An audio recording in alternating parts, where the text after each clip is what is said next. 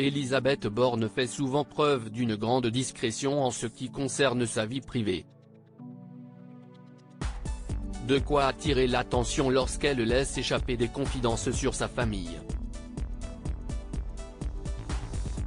Vendredi 21 avril dernier, la première ministre était en déplacement dans l'Indre et a eu l'occasion de parler avec quelques Français, notamment des problèmes d'ordre administratif.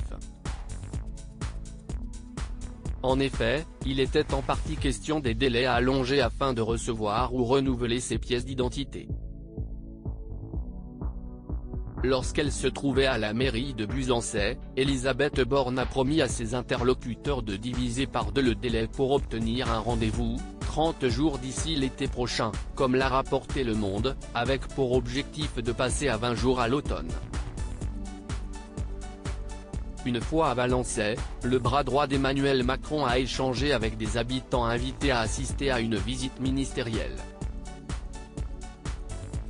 C'est à ce moment-là que la première ministre a évoqué son enfant unique, Nathan, âgé de 28 ans.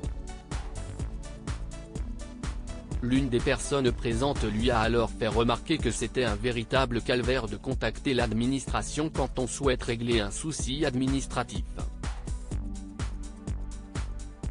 Ce n'est pas facile de joindre quelqu'un, a reconnu Elisabeth Borne. Mais son interlocuteur a tenté de savoir si elle avait déjà essayé. En toute franchise, elle a déclaré « Mon fils m'a raconté. Supérieur à qui sont les hommes qui ont compté dans la vie d'Elisabeth Borne ?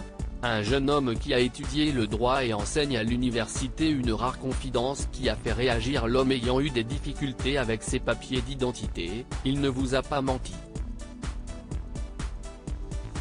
Pour rappel, Nathan est le garçon que la première ministre a eu avec son ex-mari, l'enseignant-chercheur Olivier Alix, dont elle a divorcé en 2008.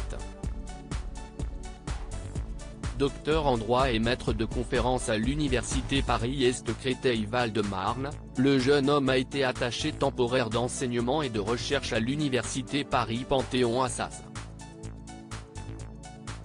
Dans les colonnes du magazine Elle, en décembre 2016, sa mère révélait partager avec lui une passion pour le 7e art. Ils étaient allés voir ensemble le film Avengers, l'ère d'Ultron au cinéma, prouvant qu'ils continuent de se voir régulièrement. Article écrit avec la collaboration de 6 médias Crédit Photo, Stéphane Le Mouton.